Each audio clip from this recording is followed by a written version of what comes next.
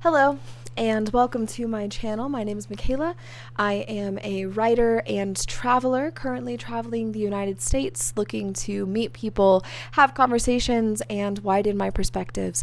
My goal as a writer is to reimagine the way in which we organize society.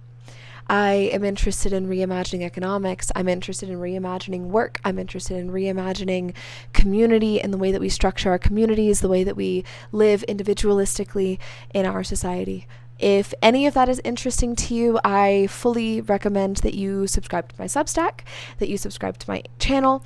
Please comment below if you disagree or if you fully agree. If you agree but you don't think I hit on a topic as fully as you would like, please leave your comments and your thoughts. So without further ado, this is Who Dreamt the American Dream?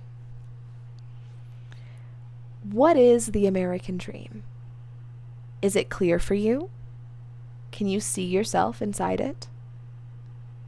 I close my eyes and I see a family dressed in blues, girls in pretty dresses that reflect the sky, poised next to proper men in tan pants and polyester button-downs that mirror the brand new 55 Bel Air pumped with petrol parked in the driveway. They stand just to the side of the green lawn, plucked pristine, all smiles plastered on porcelain faces. Privacy is paramount, and propriety is prerequisite.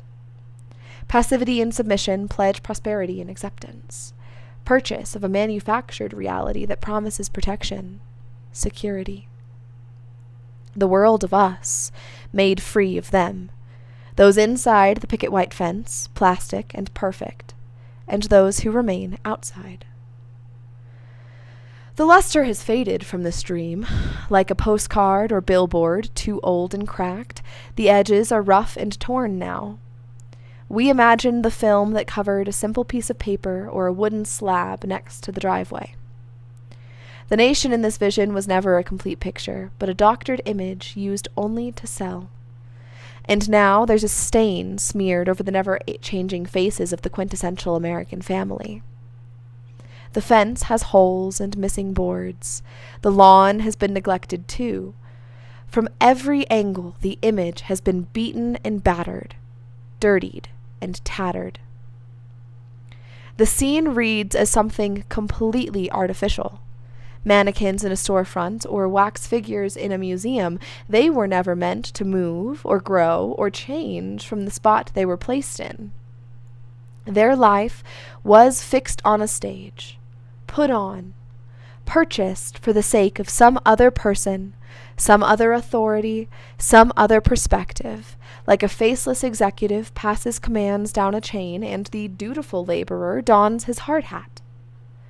A facade never intended to do more than protect assets and interests. There were those who never fit within this dream either. Perhaps no one did.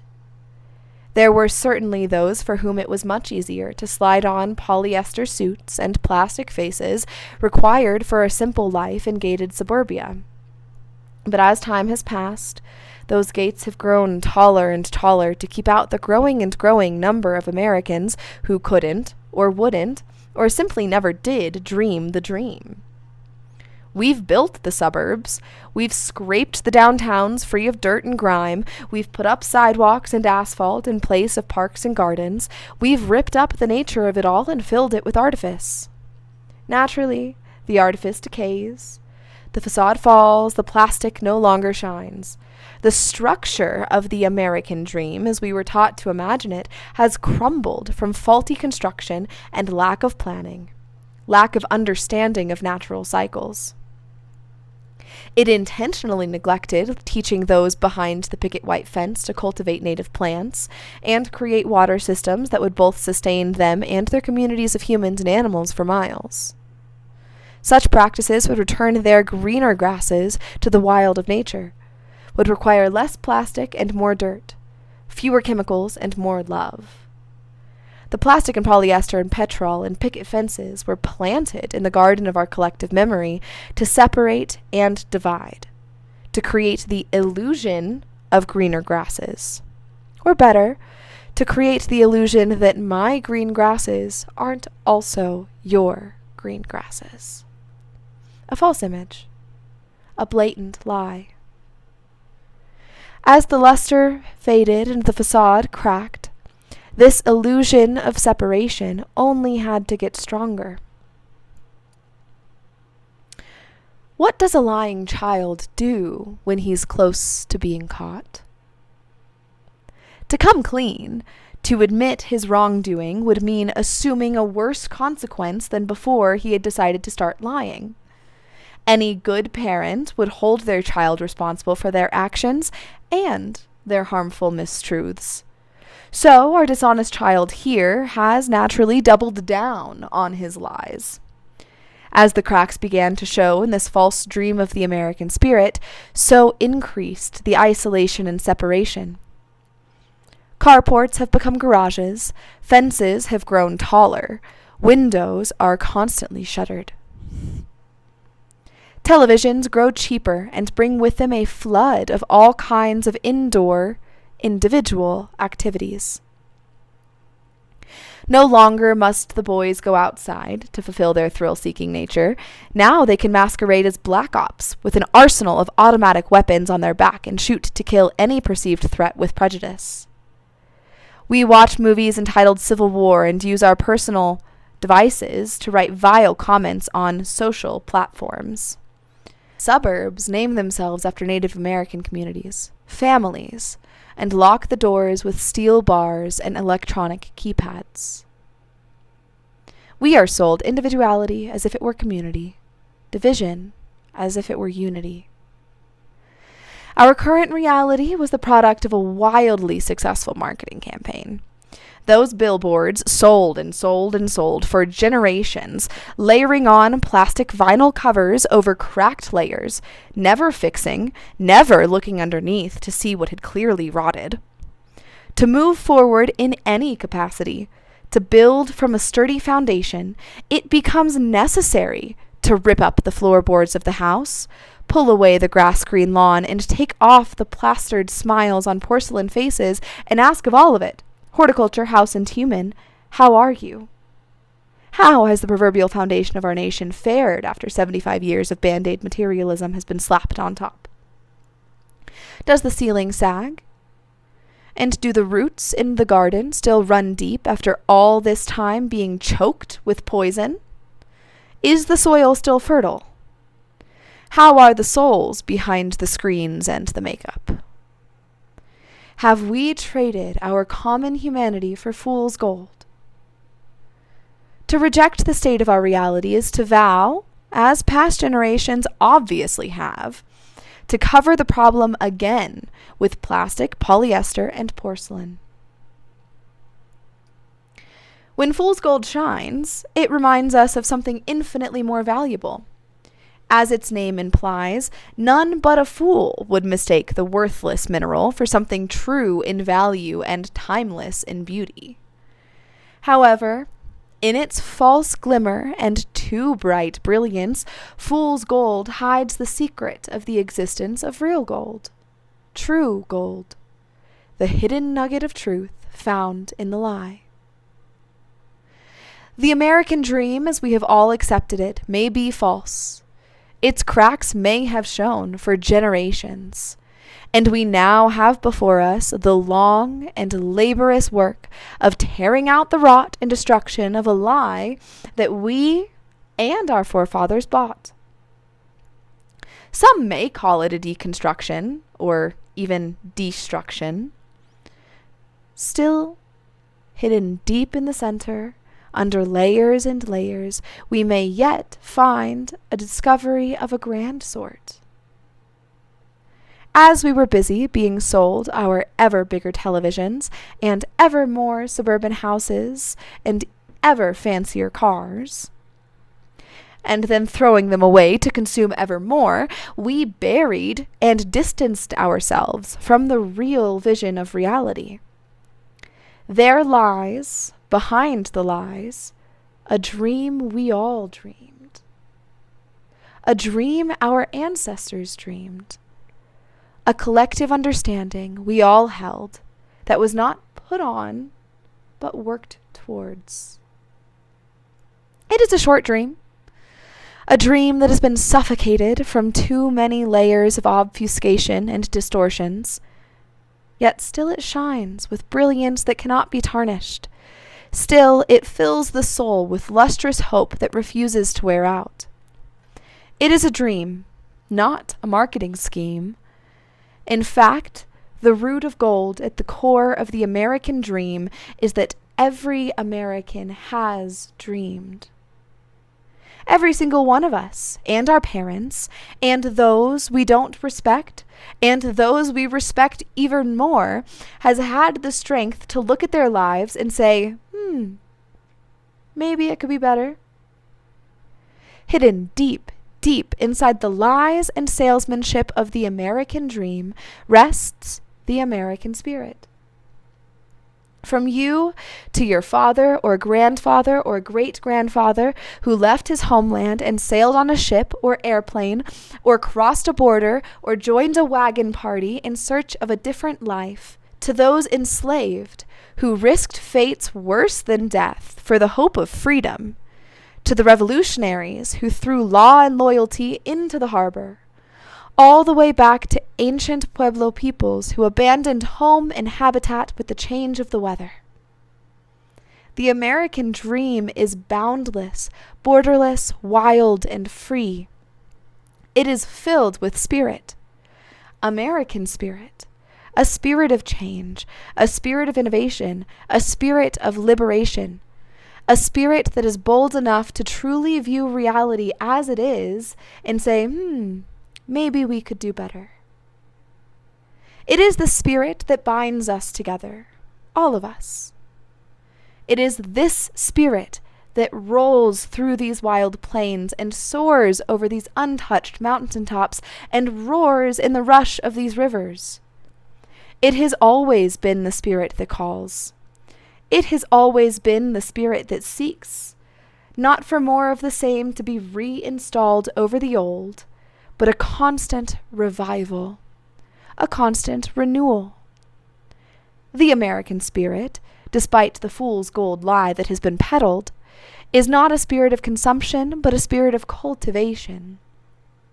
All who are called to her shores, and call she certainly does, are called to grow and make and innovate and change.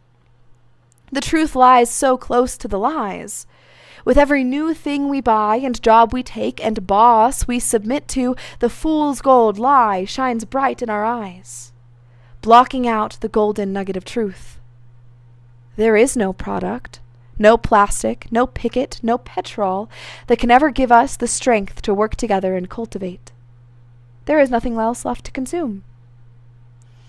If we see that this marketing scheme they sold as a dream has faded and left us barren, it is our responsibility to begin tending to our own dreams.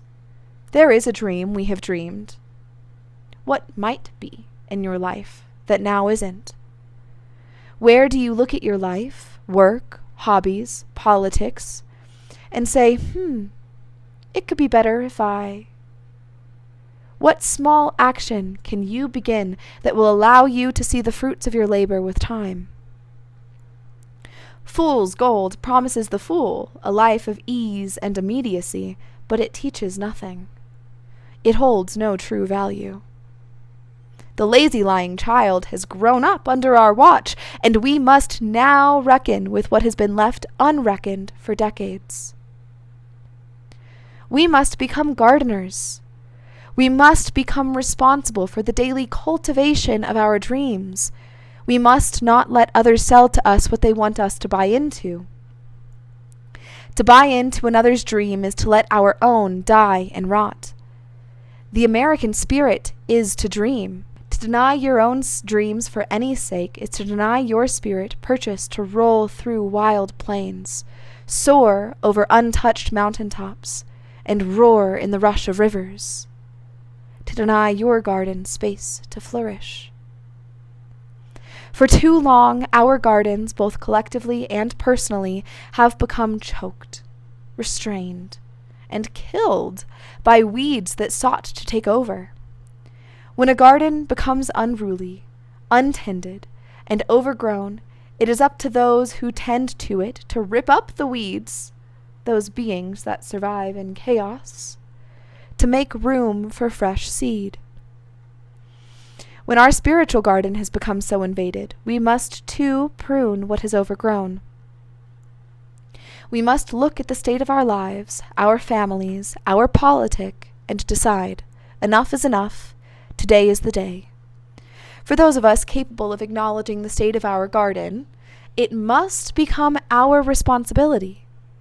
If we want this beautiful, powerful, and spiritual land to again bear fruit, to again provide hope and dreams to all that dream and hope, we must look critically at what thrives and at what kills. We must stop wasting time in covetous comparisons of greener grasses. We must understand that some plants just like to grow next to each other. We must abandon strict ideas of rows and orderliness, for flourishing looks messy. Most importantly, we must cut out the dead leaves and the parasitic plants that take up space and neither nourish nor protect. A gardener must not see such trimming as deconstruction or destruction, for such words are not suitable in this context. A bed of weeds, like a lie, was never constructed, but allowed, unintentionally and neglectfully. Rot and weeds and jealousy and hatred thrive in neglect and unintentionality. A gardener will never turn to her task with a sledgehammer, intent on destroying what is, and so turning to the American dream we ought not seek to destroy. However, in turning to our garden, to our house, to our child, to our dreams, we must do so with careful intentionality. We must turn from neglectful behavior, set the intention of creating a better world, and begin assuming our responsibility for her. What is the American dream? Is it clear for you? Can you see yourself inside it? Can you see it inside yourself? Is your dream big enough to include your neighbor, your friend, your enemy? Thank you so much for listening. I assume if you've made it to this far in the video that you've enjoyed something, that you've heard something that brings you hope, that inspires you, that brings you truth, and I would love to be able to share more of that with you and be more involved in that conversation with you. So if you wouldn't mind leaving a comment saying what you heard that brought you inspiration today, and subscribing to my channel. Turn on notifications. Don't miss a video. If you want to read my writings before they're posted here on YouTube, they are posted usually a couple of days earlier, you can go ahead and subscribe to my Substack, again, for free, and I would love to hear your comments. Thank you so much for watching, and I'll see you next week.